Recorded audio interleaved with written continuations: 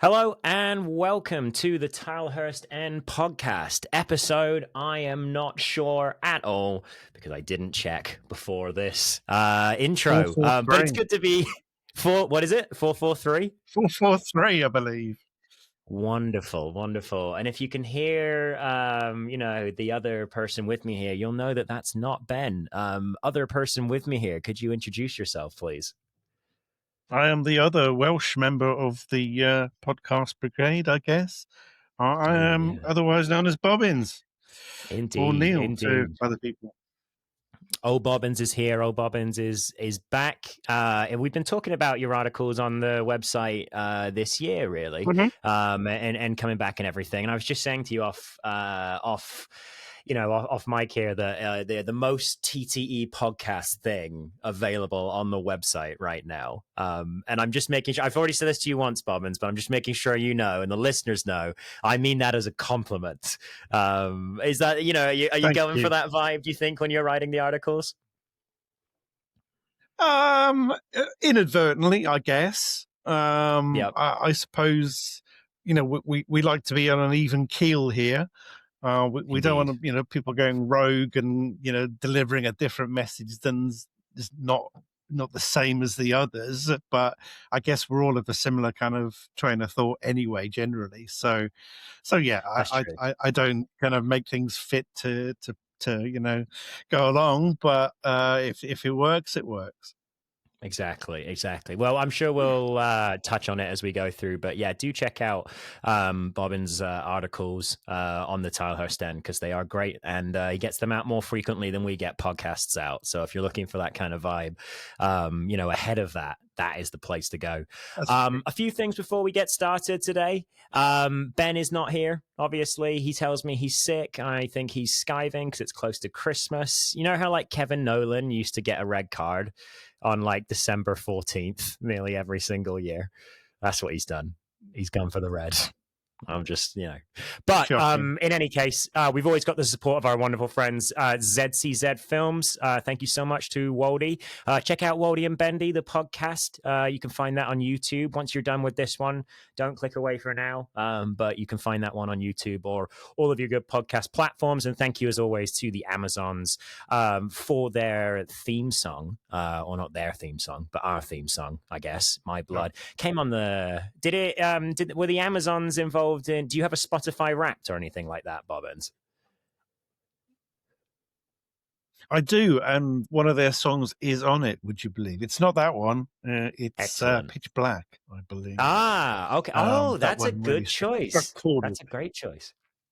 I've got Stay With Me from the old album still on my Spotify Wrapped this year. But yeah, good Reading boys, and looks like they had a good year, so that's good to see. Last thing before we get started, I have a new sheepdog in the house, and he is getting on well with the people downstairs or the dogs downstairs. But if I suddenly run away, this is me talking to you and the listeners, Bobbins, on YouTube. That's what's happening, and we'll be right back. No problem whatsoever. It's just we might have the same thing with any of my 4 cats. So perfect. We've got none here at the moment, but that could change at any point.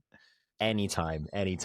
All right. Well, without further ado, it is indeed episode 443. Glad the guest has that on lock more than the host. There's the dog trying to get in, and we're just going to start the podcast. All right. So where to begin, really? Obviously, we weren't here right after the Posh loss at home. So really, since we last spoke to the listeners, it's kind of been the week from hell. I would say. Not been good. It really hasn't. No. Is the Peterborough or the Bradford game sticking out to you more at the moment in terms of more indicative of where we're at as a club? I think it's more the Peterborough one, really, because obviously at home we should be, enforcing ourselves. Bradford's just a typical away loss that we've done 1,000 times before. So, that is no shock in itself. And you look at the way we conceded the goals, and it's the same old kind of faults. So, yeah, that doesn't surprise me at all. The Peterborough one, we're thinking we should be seeing improvements game on game under Richardson, but we seem to be regressing a bit. Yeah, yeah. I think it was really jarring in that game in that, Reading were, they'd done what they'd done under Liam a few times. I feel like they come out better at the start of the half and then they tend to fade a little bit. And I don't know if that's to do with the pressing intensity that's being asked out of them or anything like that. But in this game, it seemed like they had some momentum, going just to before the Kelvin goal, and then right after it as well, but then lost it immediately with the long shot afterwards. How have you felt about? I guess here's a question on both of these games. How have you felt about the centre backs, Bobbins, throughout these two games? Because obviously, Des Williams and Porty O'Connor have been there for a few games now together. They are probably the most tried and trusted partnership that Reading have used so far. But how have you felt about their performance in the last couple of games? I think they've been off it. I think when we had them apart, I think Des shone, and then when Porty came back, then Porty shone, and now they kind of like regressed as a twosome. But they're both very similar in their makeup, aren't they? So they're both ball winners. They're not going to carry the ball like Mbenge would or Bindon would. Yeah. They're going to offload quickly to someone that's going to be relatively close to them. Their passing range ain't great. Porty does seem to like a cross now and then, which is very bizarre. He gets himself into some very interesting positions for sure. He does. And he does get a rabbit in the headlights, bless him. But, we can't expect anything else, really. But yeah, I think we're stuck between but them being both quite similar. You can't, give the ball to the other one and the other one's going to do something drastically different. Yeah. So I think that's where we're kind of, we need a third one in there that could do something, but that would involve a change of system, and I don't think we're ready for that yet. I don't think we've seen Finley Burns under Liam yet either. No. I think he's been injured. And not at all. Talking of change of system, we'll talk about that a little bit in a moment. The sheepdog is eating something outside. Hang on. What is that? No! Sorry, Bobbins. He's just helping himself. He's just helping himself to one of my wife's Christmas presents. Sweet, nice. He's gone into my closet and he's found a present and he's pulled it out and he started unwrapping it. Oh my God! 1.5-year-old sheepdogs. Not a good start. No, where were we? We're kind of talking about center backs. Yeah, I actually, it's funny. Let's talk about this a little bit. And this wasn't really where I was planning on going with these games, but the more I think about this season, the more I think we miss Mbenge. I think that Bindon was, everyone knows how I feel about Bindon. I absolutely loved him. I think that he has the potential to be a real top quality ball playing defender, kind of in the mode of like a John Stones or something like that. Yeah. And there are some, really good defenders who have come out of League One in that kind of mode in the last few years. In Mbenge, I definitely didn't fully appreciate at the time just how unique and or just how much he brought to the team. And I think that with him, we're missing him both from a leadership perspective and a kind of center back perspective. He brought us something different in that he could progress the ball, out of the final third just by running. But also, like, is there a leader in this team right now in the same mode as Mbenge kind of was with his energy? I'm not so sure. Yeah, I kind of touched it on my piece from the Bradford game in that there seems to be an absence of responsibility. Mm-hmm. And I don't know whether that's Wing's responsibility being captain to do so, because we've been told that he's a leader by example. But his examples aren't replicable by anyone else. So what are they actually gaining from that? You just look at his goals. Well, Savage is shooting with his right foot now, Bobbin. So, I mean, he's learned that. Yeah. But if we're talking amongst the defensive unit, then no one's rising from that. It's just a world away from what they're capable of. Yeah. And to your point, I was expecting a bit more from Williams and Porty to kind of organize things a bit more. But maybe because the fullbacks, they seem to have changed a little bit since they first joined. So we're kind of sticking with, a Pereira and Dorset at the moment, but Yeah. there's not an awful lot of communication going on. And Yeah, definitely. I'm wondering who is going to step up and do that. Wing doesn't do that. He's not vocal. No. You never hear him, and there's plenty of opportunity to hear him because the attendances are pretty low. You can hear an awful lot what goes on, but he's not the vocal one. So who is? So Yeah. yeah, it is a question. There was a moment in the Bradford game, and I think it was related to there being a slightly different out of possession system. But there was a moment in the Bradford game when Chirwa, Dorset, and Randell Williams were just having a meeting on the side of the field, just like chatting about what it was they were actually meant to be doing in various scenarios. And I thought, again, where's Wing in that? And yes, it's the left side of the field, like working things out and everything. But Wing is, in theory, like your playmaker in this system at the moment. So, I mean, and your captain. There was a slightly different system in this. Sim has correctly pointed out that in possession, this shifted into the sort of 4-2-3-1 that we've seen, during the Liam era. And there were, but basically what I saw and what you could see out of possession was a sort of 3-4-2-1. All of this, though, just sort of led to Liam loves this little box midfield where you've got sort of two attacking midfielders and two defensive midfielders. He always wants to have something like that going on. And really, Randell Williams was the man who was put on his bike on Saturday and had to go up and down the field, shuffling back in with the 4-2-3-1. He was actually on the left side sometimes. But in any case, Randall Williams had to do a lot of running. It meant that we saw him and Chirwa on the same side at some points. I really didn't like Chirwa in the box midfield. I don't know how you felt, but I definitely feel like he should be utilized wider to run diagonally at the box. I thought his touches were a little weak or a little too strong, I guess, when they came to him. Yeah, I think as we saw against Blackpool, he was better when he got the ball high on the left and he could just get these short bursts, take it on the fullback. And that in turn stretches the play. But when he has to come back inside and then congregates with everyone else, that makes there's no outlet, is there? And we become very congested. And one trait I think that we're seeing this season is that we're not good at picking out passes in the final third. So if we're not stretching the play with on either side, then everything's going through the middle, and it's just too easy to defend. So I don't understand what they're trying to get through with that box midfield. I could understand it in terms of gaining the ball back because ball is more likely to be central, but for our actual offensive actions, I'm not really sure what's going on. Yeah, I think that it's like the primary concern that I raised and a lot of people raised about Noel was that we weren't getting any better as an attacking unit. We were getting worse, slowly over time. It wasn't like a huge, like amazing, like huge, massive cliff we fell off. It was just a slow, gradual drop off.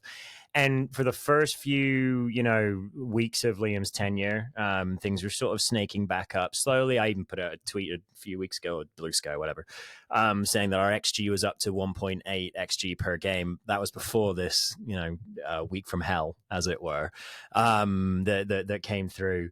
So now very much not the case. And I think that Liam's attack isn't, firing in the way that we would hope it would.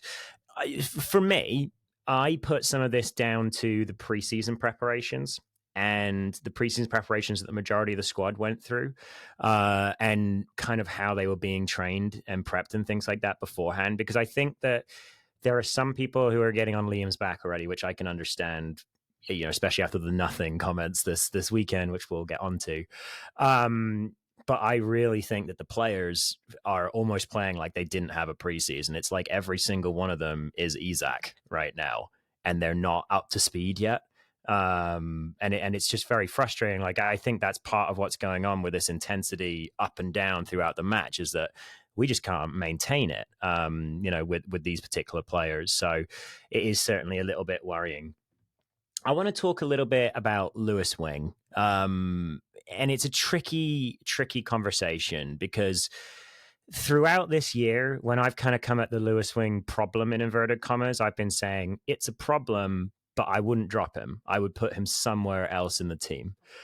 This week is the first time where I was watching him, and especially against the Bradford game, where I went, okay, he needs to be moved into a different position with a different role whereby he is doing a lot less on the ball, or he needs to be dropped. I don't think he can stay in the team at doing what he is doing at the moment, or doing what he was doing last season.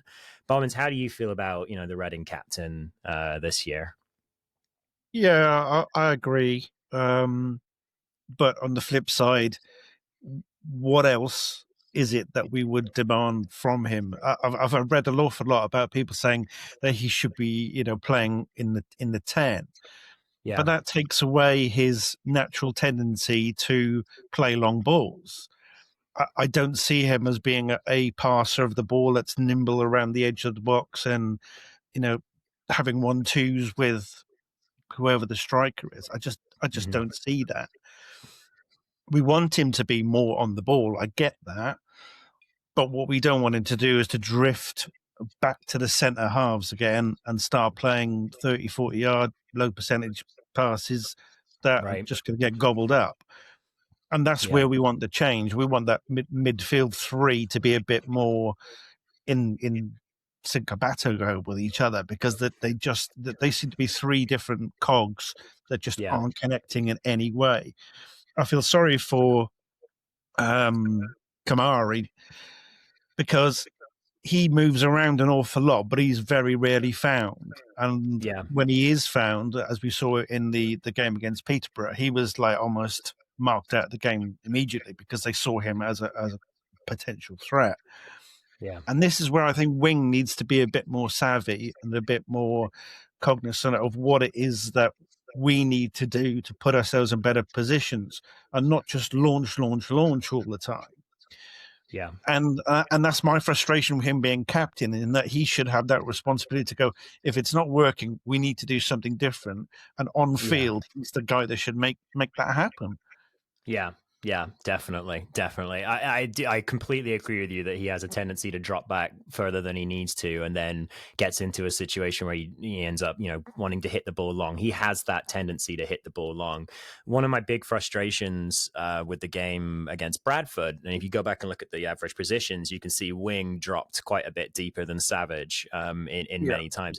I'm sure that's partially something that he wants to do. Wing had the most passes of anybody in this game, but I feel like he was hardly in the game for large parts of it. I don't feel like he did anything particularly interesting with the ball. And one thing that concerns me is that Wing loves to come into this sort of like right-sided, right Yeah. half space, if you want to call it, role. Yeah. And he often used to go over to that right back role a couple seasons ago. So he likes being on the right side. We know this. Porty O'Connor is also being played on the right side at the moment, is also a player who likes to hoof the ball long, and is also a player who is not particularly fast. And I think that teams, I keep doing this thumbs up thing. I think that teams have worked this out, and I think that Luke Williams worked it out in the Posh game, and then it was just basically replicated in the Bradford game.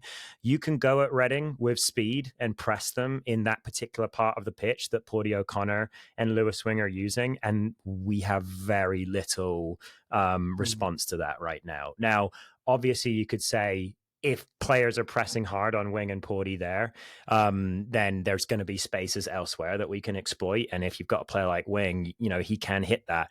But I think the issue is Wing is just becoming just tiny little bit slower each week right now, and people are getting closer and closer and closer to him, while he's trying to make these passes. And if you then pass to Porty, you're not exactly passing it to Mbenge, whereby he might just burst out of the entire defense and go past, two players. You're passing it to another guy who's going to think, can I hit it long? If not, is Des free, basically. So I think it's a tough part of the pitch for Reading to solve. It is. And I think because we haven't got too much of a plan B, in that we haven't really got that body of work to sort of say, well, if it's not Wing doing his long ball stuff, then we need something else. And we need that thing to be, we need to replicate that.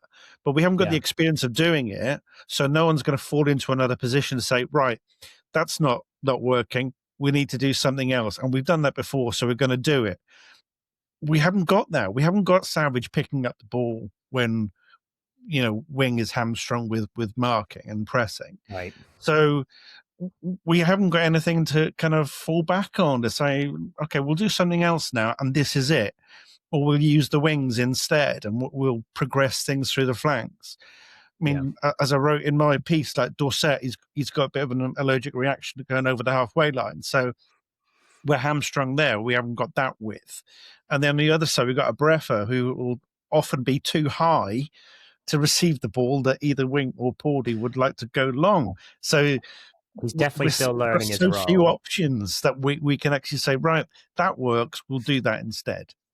Yeah, for sure. I thought with the sort of like 3-5 out of, or 3-4-2-1, whatever, out of possession, Dorset was doing a little better at getting high, but certainly so far, like Abrafer has been the man that he's basically freed up as a second winger, and he's been the player who's been pushing that forward inside so far. But yes, it does very much look like on the field, Dorset basically has an allergic reaction, to going past the halfway line. And part of your issue there, this has been an issue with Manchester United at times when they've been trying to get the 3-4-3 to work, is that you've got then three players standing at the back of your formation constantly who aren't really helping break down the opposition in any way. They're just sort of there as a rest defense. So they're just standing there. That means that you've now got 7 players to go up against, 8 or 9. Let's say that they've committed 2 players to press or whatever. So whatever happens, you're underloaded, when you go into the final third. And I think that creates a problem. Like even though we are, in numbers pushing more players forward, if we say it's a 3-2-4-1-5 or whatever, 3 of those players are just hanging around at the back, which means that, we have this whole base of players. I think trying to move some sort of 2-3 together may be the way there. And I do think Dorset can go a little bit further forward. He has done it. He has done it. Just this season, he just seems to have that, as you say, just kind of like resting position. And he's because Kelvin's so high, maybe they just think that there's a responsibility to have some kind of defense there. But then again, it's all slanted, isn't it? It's all over to the left hand side, and if Pordy goes to the right, then it's gaps. But I think for going forward, there's not enough joined up thinking in where people are moving or not moving. In the case, like Kelvin doesn't really look convincing dropping deeper to come and get the ball, because we know he's not good aerially, but with his feet he should be better. So he could drop, and then Pereira could kind of come inside behind him, but that doesn't happen either. Everyone just seems to have their lone little zones, and it seemed like and nobody kind of breaks out of it. It seemed like it was happening against Stevenage in the first game. I remember. There's so many things they seem to have unlearned from then, and I don't know if it's like you were saying that they're having a actual pre-season in real time, and there's just too many inputs now.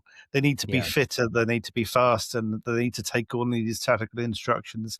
They need to adjust to a box midfield. Is there just too much going on? I don't know. It's funny because I would often complain that there wasn't enough going on with Noel, but I actually kind of agree with you that now there is almost too much going on. And in this one, we saw the sort of switch to this back 3 idea that Liam used with the team that he didn't do so well with, Rotherham. So, it could be a little bit concerning.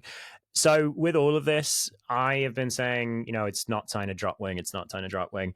In my opinion, it is now time to drop Wing. I think that it's a difficult decision, but I think that Fraser was fit at the weekend. If he's ready to go for a full game, I really think that Liam needs to show that there is nobody is bigger than the club, or that it's an instant, yes, you're definitely on the team sheet. And, it's like, you think about like the England team or whatever that Tuchel's putting together right now, like there are better players than Morgan Rogers available. There are better players than Elliot Anderson available. but what makes your team work makes your team work. And if Yeah. it's, if you taking the ball away from wing and giving those touches to somebody else makes your team work better. And I unfortunately think that's something that needs to happen. But I also think a message needs sending to wing that you are the captain of this club. And if you're going to continue to be the captain of this club, as you said, Bobbins, you need to lead, and you need to, not every leader is a vocal, like, constantly Yeah. yelling sort of leader, and things like that. England have had Harry Kane for the last 10 years, who's more of a soft spoken guy. But we need to see something that isn't just frustration and then allowing your family to be frustrated at the fans online as well. It's not the most captain behavior, I would say. So I would drop wing for the next couple of games, because I really think that his role needs changing. I don't want to say that his legs have gone, because if you put him into a different system, then maybe his athleticism can come back and help him out a little bit more. But just some damning statistics here. Kelvin E, not a great ball winner, doesn't win the ball very often at all, but gets the ball thrown at him a lot. And as I've mentioned on this pod before, since Liam came to the club, Kelvin is really he's trying. He's not doing well, but he's trying. He is doing his best. Wing got involved in something like 4 duels all game against Bradford, 4 times less than Kelvin. And obviously, he's not getting the ball chucked up at him all these times, but he is involved in physical altercations in the middle of the pitch. You want your midfielders, like Harvey Nibs was last year, to be getting involved in these physical challenges and 50-50s and things. And regardless of whether his legs have gone or not, Wing is not doing enough physically right now, in my opinion, if we are going to play a 2-man, kind of like a 2-man midfield. Do you think it's physical, or do you think it's more, technical or whatever with Wing? I don't think it's physical, and only really because, he's never really been quick or powerful or, a midfield destroyer of any kind anyway. So you can't say those attributes have really dropped off as much. But it's difficult to know what you would do instead, apart from dropping him for Fraser, who can give you something else. But that kind of almost leads that Fraser would be like a proper 6 and would sit. Would that work with essentially you've got a vertical line midfield 3 of Doyle being the AM, Savage being the CM, and then Fraser being a DM? Does that leave us too open in central areas? I'm a big fan of a 6 and a 8 midfield. Yeah, I mean, if we dropped Kamari deeper, that could work, but then that almost leaves a gaping hole where Kelvin needs help, or anyone up front needs help. Where's Ben Elliott gone? Right, he maybe would make an 8 in that system, but Liam because he can at least carry the ball. Right, exactly. And then speaking of one more person who can carry the ball, I was wondering this weekend, where on earth is he? Andy Rinomhota is not currently, he's been off and on with the team, but he's off to AFCON. So if you're wondering what's going on, why isn't, Rhino came back to the club and now he's not playing, he's off to AFCON. That's what's going on. I really do hope that he is able to have a good effect on Reading's season when he comes back. I think Rinomhota has the potential, and I'm not saying potential from his own skills. I'm saying him coming back to the team and doing well and giving fans a good feeling about that, I think would help fans to connect with the club again in some ways. And I do worry at the moment that it feels a little bit tough at the moment, doesn't it, Bobbins? In that we had this big year last year whereby we were finally able to get the monkey off our back with the old owner, and now we've come into this year. Idiots like me were saying things like second, and I think that I've kind of come to the conclusion that that was me trying to project what I thought the fan base needed next to keep the momentum going from what we had so far. It just feels a bit weird being a Reading fan at the moment to me. Are you getting that vibe too? Feels like our momentum's kind of dribbled out a little bit. Yeah, since I mean, I suppose if you look at things holistically and wider, to expect an immediate turnaround, no matter what the owner did in season 1, would be a stretch too far. It would be Yeah. within the realms of fantasy to sort of say, okay, we are going to be top two and we're going to be, up there. For me, I always thought this season was going to be about 13th, 14th. Nothing great, nothing earth shattering. Next season, I'm expecting things to kick on because everything should have settled down, stabilized. Yeah. Everyone knows what they're doing now. It's not new anymore. We're not inexperienced school kids. We've matured. But the way that this season is turning out is that we just want something to hold on to and kind of go, okay, we got progression now. Yeah. We can see those green shoots turning into something, but we're not even seeing green shoots just yet.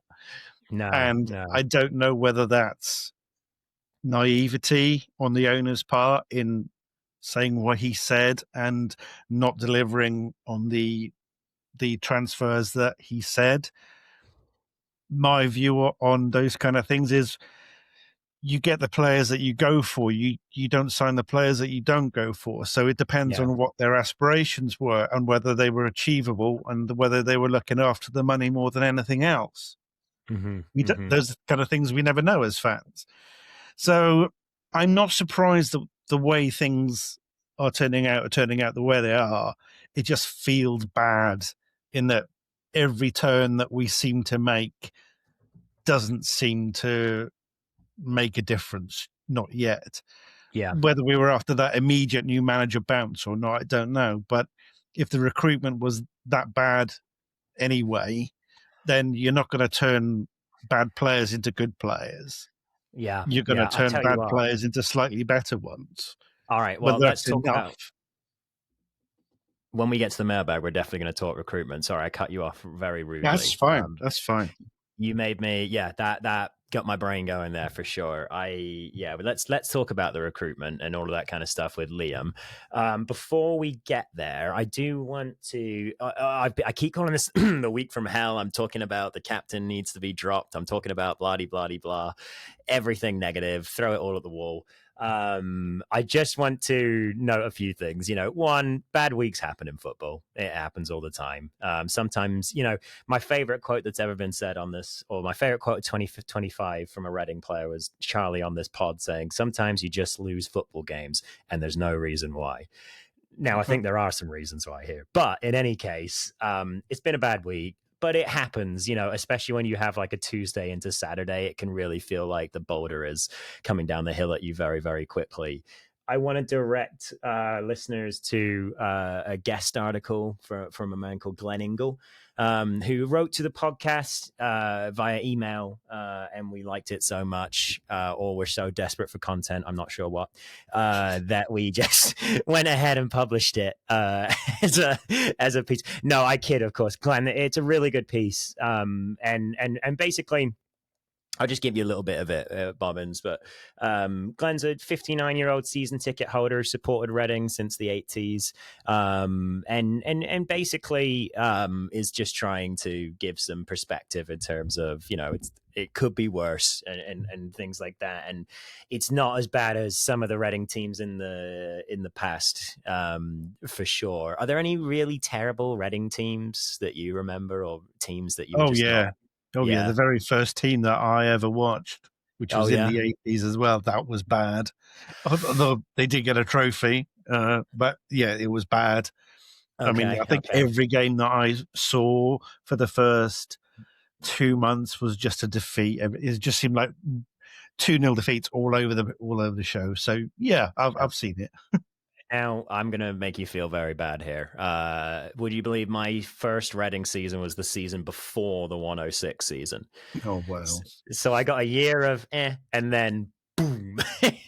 So it made a Reading fan of me for life. So I can't complain at all. Although I do miss Nicky Forster from before that. But of course. Of course.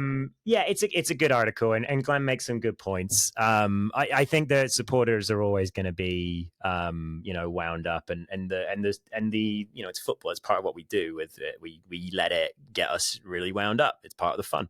And having times like this that are bad are part of what makes the good times good as well. So, I think it's that. I think it's that desperation as well, isn't it? That we just want to see recovery now.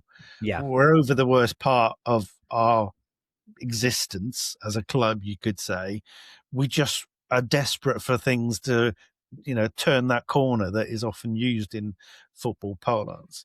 We yeah, just want to see that, and we want to see growth. We want to see potential. We want to see all these good things that are indicative of a club that's on the rise, and we yeah.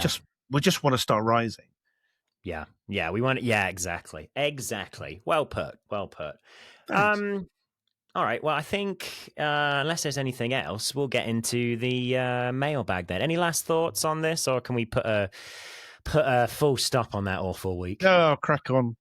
Go Crack go to on, the crack mailbag, on. but where I haven't actually sent a question in this week, so you can't read that out, which No, probably has fair helped. enough. I'll ask you a question regardless. All right. Thanks. Well, we're off to the mailbag. See you in a minute.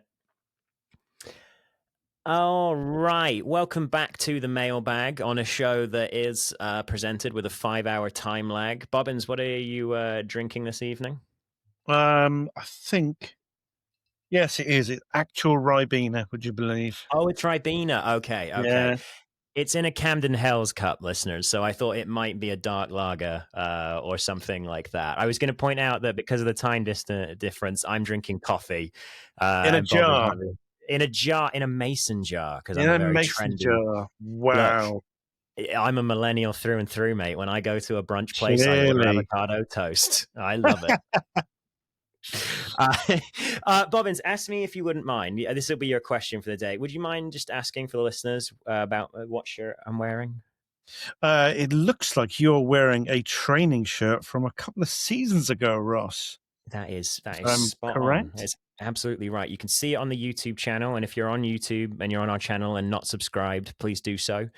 We are trying to get up to 1,000 subscribers. So, real quick story about this because it's Christmas, and I want to spread some Christmas cheer. Around this time of year, players that we coach will give us various gifts and things like with teachers, and it's incredibly nice. We really appreciate it. They don't have to do it at all. We just like coaching. But it's great. It's really, really nice. Most of them will give you like sporting gift cards or like coffee gift cards because I'm addicted to caffeine. So that's great. Works out nicely. A kid called Parker, who I really enjoy coaching. Parker, he's a great little wide forward. Gave me a gift this year, and I popped it in the car. Thinking, oh, this is lovely. I'll take a look at it later. And I open it in the car. It's got all of this, tissue paper and everything everywhere, and it's this jersey. And the fact that I coach U10s, I have the U10 section basically. I have a couple of teams within that. The fact that a U10 actually listened to your rubbishy little League One team that isn't even on television in America, and followed through and got this jersey, I just thought it was really, really nice. That is And I sweet. wanted to say, yeah, I just wanted to say thank you to Parker if you're watching this, and I really love coaching the Seacoast 2016 boys. They're amazing. So big up. Little Reading Christmas cheer there. Let's get into the mailbag. Stop talking about yourself, Ross. Let's see where we're at here. So, well, we kind of just came off this one. So this is from C. Scott. Considering the new ownership came in off the back of such a disaster, why has it felt so flat and honestly boring since they came in? Both them and Richardson, there's been no feel-good factor or new manager, new owner bounce. It's just bizarre, in all honesty. Do you feel like there was a new manager bounce at all, Bobbins? Yeah, kinda. I think Yeah, a little bit. we'll scratch Carlisle off because that doesn't really count, but it did feel like it for the first game where Charlie Savage scored, and it was like 3 minutes into the new era, and we were thinking, wow, they were pressing like demons. It was, the first half we hadn't seen the likes of in years, it seemed. And then second half, they tailed off because they were just knackered. Yeah. And we somehow got through that one. But you kind of thought, hang on, Liam's made an instant difference here. And then after that, it's just all kind of gone west. And as I say, it might be just too many inputs. Yeah. Too many things are being tweaked. Players are Mhm. being asked to do too many things, and it's just all kind of getting very complicated and murky. Yeah. Maybe it's that. Maybe they just had too much time in training because they had so much time without games that they couldn't put things into practice quick enough. So it was just Yeah. training. So I don't know. It's hard to know as a fan what the ins and outs are and what goes on in a player's head. So it's a real tough one to answer that one. But that's my feel. I guess like if I'm thinking of a week that it reminds me of, or the week from last season, it would be I think it was a few weeks after Noel came in and we lost maybe 2 in a row at home, or we lost 2 in the space of a week or something like that in December of last year. And that felt like a particularly bad time. I think that there will be some fans who are fairly kind of saying, oh, why was Noel fired after this week? Because maybe now Mhm. they can point it at the players and say it's more on the players. I do still think that, removing Noel was the right thing to do. And I think that we'll get partially into this, but I think that some recruitment misses have really not done, they've just done bad things for the locker room this season, if Yeah. that makes sense. It seems like Matty Yeah. Jacob is just absolutely not coming back. Marco Mani seems very far from the team. I'm not sure what's going on with Matt Ritchie. He seems in and out. But Matt Ritchie's a really strange one because he seems so far off the player he was even last season, which Yeah. is, I know things can happen quickly when you're a little bit older. But I do still think that, regardless of the fact that there are definitely, players who could be playing better, it was, still the right decision to move on. But I agree, like we're stuck waiting for something exciting to happen. And I feel like Blackpool felt like it, but now we're just back into the same issues. So it is a bit odd. But anyway, thanks for Yeah. that one, Chris. All right. So this is kind of a good one. Jumping on to the next. Robert Hamburg says, totally flat. Saturday didn't make me angry. It's just what I've become used to. Feels like the summer after the takeover was a huge opportunity missed to get some impetus back into the club. But I'll judge the owners on how they respond to mistakes made. I thought that was quite an interesting one, just because what do you think there have been mistakes made, I guess? And I do. I'm not going to leave you in the lurch with that for sure. But, Yeah, what I do you do. think I about? do. But I guess my sympathies, if I have any, is that it's not like he's taking over Wickham Mark II. He's Yeah. taking over a completely different beast. Mm-hmm. To to to take over the club and then run it with no errors would be a stretch too far. Yeah. Some would say he's made more errors than he should have done, but there's nothing you can use to say that was the template that we were going to use for running a club the size of Reading. So in some ways, I've got some sympathy in that score. Yeah.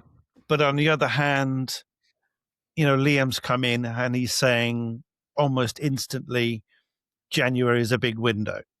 Yeah. How we do Yeah. that, I don't know, because I think we're kind of up against the wire with our quotas and things like that. You We're probably right know. up against it. Yeah. We would need to let players go Yeah, to be able to bring players in.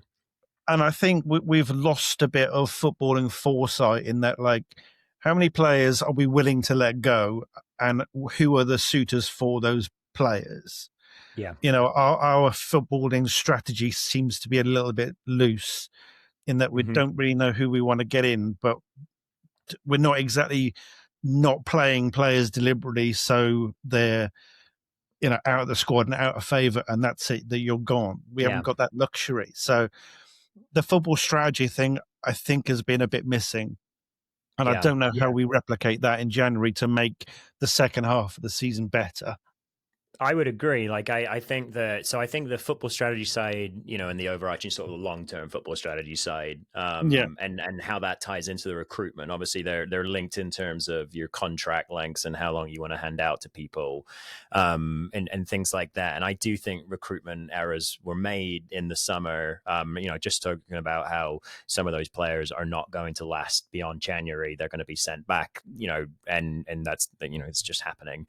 But I also also, Ben's talked about how over the summer there just didn't seem to be that much of a strategy in terms of like the players that we were bringing in and what it was that we were looking to get out of them. And Yeah. Daniel Chirwa for me has been the one that I'm like, that's a clear Brian Carey signing. Yeah. It's Agreed. clear what he brings to the team. It's clear that he has an upside that could go on. It boggles my mind that we didn't give him a 2-year deal so that if he did do well, we could then go out and, get a sale for him next year or extend his contract, do whatever you need to do. But now, come to January and teams can make offers for Daniel Chirwa, who's been one of the only dynamic players in our team so far this year. And I think that's partly also what Noel lost his job for, by the way, is recruiting players who ended up not being up to the standard, is because, we've talked about Noel having to get involved with that over the summer, whether you think that's right or not, which I don't love the managers making the purchases personally, but that's just my take on how, transfer setups should be set up.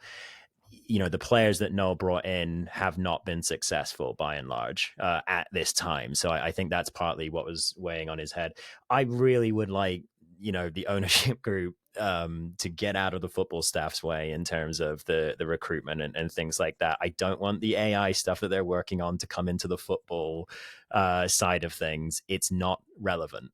You can build machine learning data models. I use that all the time when I'm using Y Scout to like do this analysis. We don't need to be mucking a bunch of money on a bunch of nonsense over there. We have a recruitment department that have already shown that they can bring in good players. I would be much more interested in investing in them, because if they're the things that worked at Reading before Kuig came in, was the recruitment department basically that had brought in Charlie Savage, Lewis Wing, Joel Pereira, all of these players. And the fan base was, properly engaged at that time too. And it feels like, the fan base are not super engaged right now, or if they are, they're frustrated. And on the recruitment side, it feels like the team that were already there were kind of walked over a little bit. And I'm sorry, I just don't believe that there wasn't a striker available before Jack Marriott became available at the end of August. That's just not how football works. Like, it's just not. You can no striker available is nonsense. Like, you can scout the entirety of the continent, and if you need to, go and find someone who would be able to do at least like a better job than Kelvin Ehebachiman and bring them in July. No. Like, it's just not credible, in my opinion, to say there wasn't anyone available. It just means your budget's not high enough. Yeah, that would be my frustration. Anyway, thank you, Robert.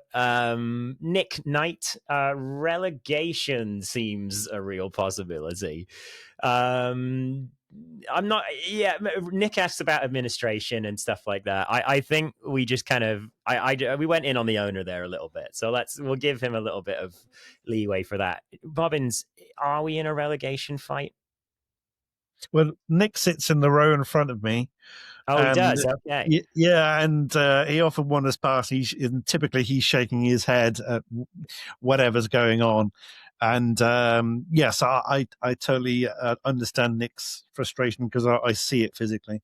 I guess it's January is the important thing, isn't it? That's the thing that we're relying on now, because we know, we feel anyway, that we can't rely on the current set of players that we've got to manifest something different than what they've already churned out. Right. So we're going to need something. And as you've alluded to, we highlighted the striking area as being somewhat a area that we didn't deem to be important. We thought Kelvin was going to be the answer. Yeah. And if that's the case, that's very, very worrying. So that, by the way, when I say recruitment was wrong in the summer, or recruitment was bad in the summer, I would lump that 2-year contract for Kelvin Ehebachiman into recruitment was off. I would have been much, much more interested in giving a 2-year contract to Jaden Wareham. Like, I'm sorry, I would. Jaden Wareham at least did something in the team. He brought the ball down and then moved it on. Like, again, like, I just like, exactly. there's players that have these super high ceilings and they can play better. But like, they need to be in like a setup that works. They need to have the right amount of touches for them. So. All right. Well, let's see. Let's go to John House here. John is a happier man. even though the first line of this doesn't sound happy. It says, people need to be realistic. I hope I read that out with enough vigor, John. It takes years to get back after an owner like Dye. Look at how long Pompey were down there. Bolton and Wigan are still down there, and they were mainstays in the Premier League for years. Yeah, it's true. Like, there are a lot of teams that have got stuck in League One and not been able, to come back up. Are there any others you can think of that are stuck down there right now? Torquay are funny to me that they're all the way down. Torquay fell through a trapdoor, didn't they? Yeah. But how long? It kind of goes back to the point I made earlier on. We're saying it's far too soon in some regards to expect us to be bouncing back and getting instant promotion. There's so much that goes on behind the scenes that we're not aware of that make things difficult. Yeah. And I know it's not what fans want to hear, and it's not sexy in any way, but they're still real things, and they are going to have knock-on effects for years, I would imagine, from the Dye era. Kuhig's alluded to things all along, sort of saying there's other stuff that we weren't aware of and we're ironing out now through lawyers and things. So we don't know what those cumulative effects are. Yeah. So, yeah, I get John's point completely in that we might be expecting too much too soon, and these little teething things may seem like bigger issues here, right now, where we're struggling to win home games. And Bolton and Portsmouth dropped all the way to League Two, obviously, before they sort of began their way back. I guess that's a good question. Would you, let's say I offer you promotion from League One in 5 years, or get relegated this year, but then get promoted 2 years in a row, let's say. So we're in the Championship in 3 years, but we go down to League Two, or we're in the Championship in 5 years. Which one of those would you pick? I think I'd go for the 5-year option, because I think another relegation would just tip this fan base over the edge. I think there was a club somewhere, I can't remember where they were, but they burnt their stadium to the ground because they got relegated. I don't want to see that happen. Yeah, no, I don't want to see that either. I think just simply because of our infrastructure, we've got so much that needs so much money. Another relegation just wouldn't do us any favors, I think, obviously. So if it's a longer term thing, then so be it, I think. Yeah, that's a really good point. Yeah, going down to League Two, even for a season, could be disastrous financially. So good point. I got two more. Question from Ian. Question for the pod. Despite the extra engagement from the club on the media side, is part of the problem that it doesn't really feel like there is much of an identity at the club or in the team right now. There's no strong personality to get behind, like an Mbenge in the past. What do you think, Bobbins? Who's leading the post-game, like, like clap things with the crowd? Joel. Joel does that. Which he did with Harvey anyway, so it's almost like a bit of a natural progression. But I'm not big on identity per se, unless you've got momentum behind you.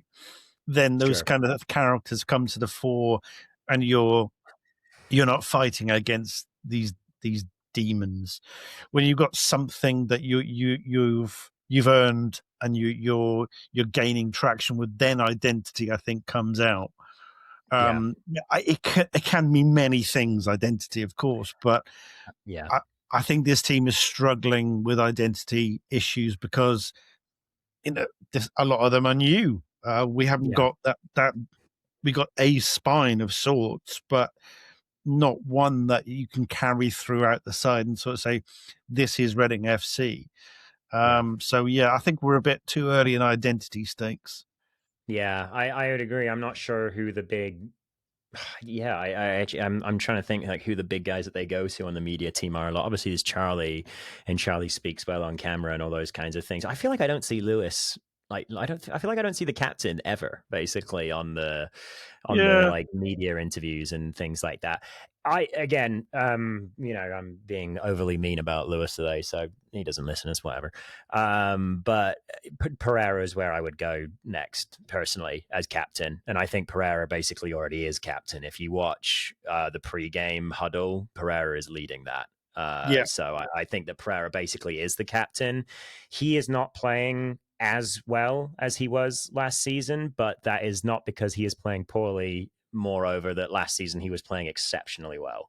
Like you remember last season, he had 9 expected goals prevented by the end of the year. He's kind of hovering right around his numbers and has been for a long time this season because he keeps getting shots.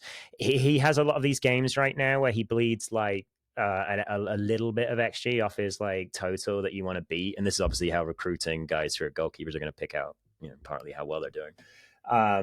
He gets close, but then it'll be like there'll only be 2 or 3 shots in the game, but one of them was from like a yard away from a cross, and Pereira's on the other side of the pitch at this point, so it doesn't yeah. matter. But yeah, Pereira for me is, the guy who I still love. I adore Pereira. He's my favorite Reading goalkeeper probably since Federici. I liked Raphael because he was mad. He was a bit mental, wasn't he? But yeah, I'm trying to think. I liked Alex McCarthy, but yeah, Pereira is probably my favorite keeper in quite a while. Yeah, But in any case, yeah, there aren't many other players with a huge personality that comes out right now. There's no Mbenge replacement. This is actually really well put. There's no Mbenge replacement in terms of like the energy, as well as yeah. the running and all that kind of It's all stuff. pretty flat otherwise, isn't it? As Right. personalities go. I think every person we spoke to from the club last year, we asked them what's it like working with Amadou because he seems mad. And I bet it's a lot of fun. I bet it was a Oh lot of yeah, fun. undoubtedly, undoubtedly. Yeah. Last question from Alex, TTE writer. You're a Cod Pass bro today, Bobbins. So esteemed Cod Pass bros, looking at Luke Williams in the away team dugout against the Posh the other day. Is this a case of the grass is greener, or did we miss a trick with not appointing him? Or too soon to say? Bobbins, I'm going to shut my mouth for a bit here because Luke Williams is the guy that I wanted. Do you feel? Did you feel odd at all looking at him in the away dugout? I guess against the Posh. He was the guy I wanted as well, actually. Yeah. I don't know. I typically don't subscribe to these kind of things because you can't miss what you've never had. We don't know what it would be We like don't because know. we didn't get him. So it's all theory. I would have loved to have had him because of his style that he had and has. I think he would have given us let's say in inverted commas, more modern tactical outlook, perhaps. But yeah, It's tough, isn't it? And I think it was it's funny that he was right there in the dugout, next to Liam, obviously. yeah, Both of them and being they there. won as well, which kind of rubs salt into the wound, doesn't it? And they But won again at the weekend. They're pulling themselves out of yeah, I mean the they won mire. 5-0 in their first fixture under him as well, so he's got something about him for sure. It the thing that really bothered me in that game was that, in my opinion, Liam got outcoached against Peterborough, Yeah, and that was against the guy that some of us wanted and was available because he was snapped up days before Liam became the Reading manager. So yeah, yeah, yeah, I think that. And when I say outcoached, I say that just because, in my opinion, Luke was the first person who worked out, hey, if you just press Porty and Wing really, really hard, Reading have got not a whole lot else. Which yeah, last year it was don't let Wing get to like the 30, 40 yard space about us, in just outside the box, and then Reading don't have a whole lot else. This year it's press Reading during their build up on the slow center backs, and they won't be able to get it out quickly.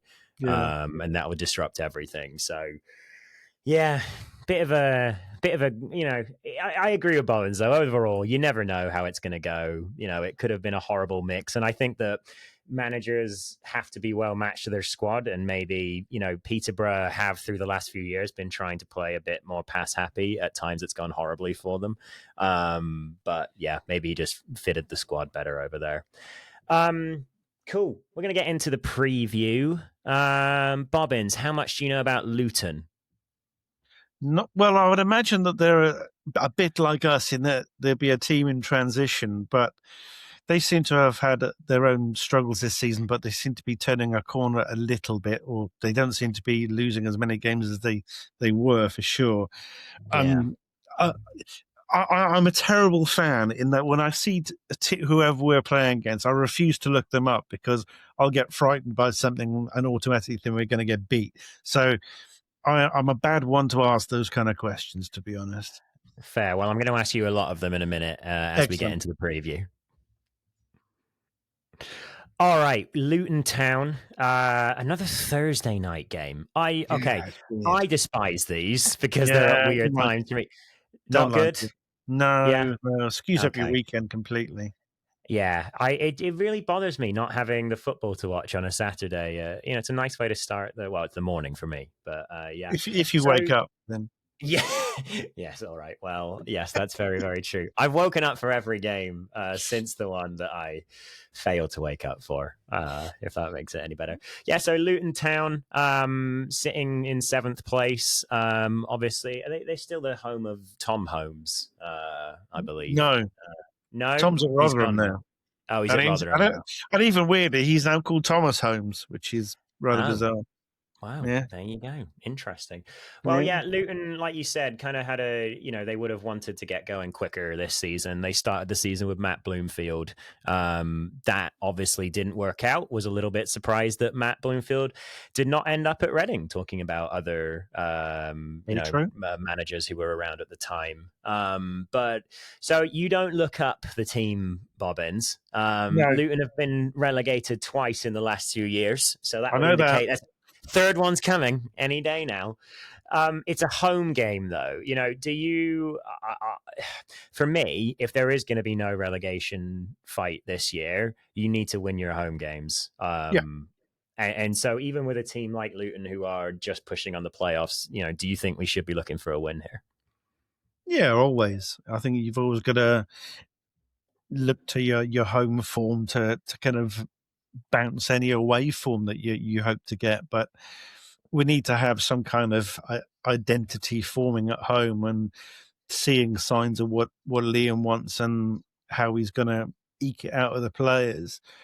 As he said after the last game, he learned nothing from the defeat of Bradford, which conjures up all sorts of hidden messages of what that really meant. So, yeah, he's put himself under a little bit of pressure by that comment alone, I think.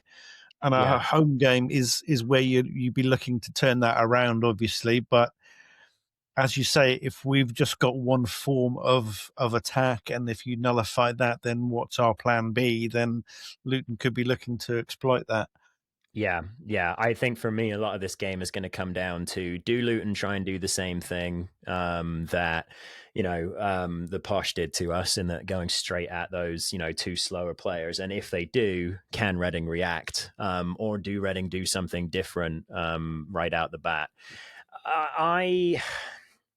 This might be the game where I drop wing for a bit. Maybe not. Maybe I'm an idiot, but I do think a point needs to be made soon. But with all of that, I mean, I guess, how do you think the players will be feeling this week? Because, Liam's comments are, he's very much looking to January. And some of the mailbag things I didn't read out this week were kind of related to that, in that, like, how do you think the players feel when the manager's constantly going, we need new players in, we'll wait until January, all these kind of, do you think the players are motivated to respond this week? I would hope so. Yeah, it's a real funny one, that, because if he is saying these things openly, and he said it since day one, hasn't he? That we need more players, and by more players he means different players. Yeah. So it's hardly a good motivational tool to sort of say, well, you're not good enough, so I'm going to get rid of you, which it doesn't typically work anyway, because generally you've got to be in form for somebody to want you anyway. And we've got so few players that fit that mode anyway. So it's a real strange one that he's come out so brazenly and sort of said the squad isn't good enough, which, we know it's not good enough, but it's a demotivator at the same time. Yeah. And we've got so few players that automatically have a shop window. Charlie Savage is probably the only one that Seriously. that could say, okay, we could sell you, though we've got a massive sell-on clause to United in the same token. So is it a very strange one to come out with, I think, and to expect your players to kind of rise against that and kind of go, well, I'll show you then. That I don't think will happen. It does seem like that's kind of what he's trying to do, is get that "I'll show you" reaction out of them. And it has still only really been like one really negative week. Obviously, the Carlisle loss in the FA Cup was frustrating, but we talked that to death in terms of that being, if Marco Mane, who's been banished, decided to be part of the wall like he was meant to be, then maybe we wouldn't go down. And if Matty Jacob doesn't try to get into the box for no good reason in the 95th minute, maybe we don't lose that game as well. But in any case, before that, we had 2 wins and a draw from the Leam era. This has been a really bad week. And I think, he is maybe trying to kick the dog while it's down and see how it reacts. Because as you and I have been talking about through this, it doesn't feel like there's a lot of fight in the team right now. And I guess it's tricky when you're like new with a team and you don't know if you've won them over completely yet. But I mean, the players do need to react, in my opinion. I don't think they've been good enough this season. I think even when they've been trying harder, like we've said with Kelvin Ehibachiman, I do think he's doing his best out of possession. He's just not up for it. He's just not that kind of player, is he? No, he's really not. I think you saw when he got booked this weekend, that was frustration from him trying to do what he's been asked to do, and he's just not at that level for what he needs to be able to do. So, yeah. Well, in any case, let's do a score prediction, because whenever Ben's not here, I like to pull out score predictions for these. Yes. Luton have conceded more goals than Reading this year, if that helps you. Have they? That's interesting. It is interesting. I think this is a tough one, though, with it, with Luton in, okay form. They're unbeaten in 4. I'm going to go with a 2-2 in this particular game. See, I was going to say a 3-2. I was going to expect an exciting game, but maybe that's just more of a want than a need. But okay. Yeah, let's go for 3-2. 3-2. Let's have a bit of fun. Excellent. Now, here's a quick question for you before we finish the pod. Can you play out a 3-2, or is a play out only a draw? Oh, I got a lovely notification from the BBC last night that was Bournemouth and Manchester United play out an enthralling 4-4 draw. And I thought it started having me thinking, is play out any match, or is it just a draw, Bobbins? Oh, God. Yeah, that's a tricky parlance, isn't it? Knowing us, we'll probably race into a 3-goal lead and then manage to, almost throw it all away by conceding two late ones. Let's try that one. Let's go with that, with Liam Fraser on the pitch. Wonderful. Yes, please. Wonderful. All right. Well, Bobbins, this has been a pleasure. Thank you very much for your time today. Remind me, again, I know I said it at the start of the pod, but why don't you tell us in your own words a little bit about your articles on the site? Okay, so my articles generally go under the banner now of the Weekly Bobbins, which are typically weekly, but because our fixture list tends to be all over the shop, sometimes they appear on a Friday if we played on a Thursday, or a Sunday if we played on a Saturday, so they may not necessarily follow a week. But generally, every 7 days or so, you'll find my musings on what has happened in the club over the last week, home or away. Yeah. Yeah, always really good stuff. So do go give that a read. And of course, there's lots of Tilehurst End stuff on the website. We've got the previews every week. I mean, you can even see Ryan Jeffress doing his preview for the club. He's TTE stock. I'm going to claim that. That's technically a Tilehurst End preview as well. And lots of other good stuff on there. Sophie's always getting the quotes through from the manager, which is really helpful. I love going through those. So, and the YouTube channel, please do subscribe on the YouTube channel.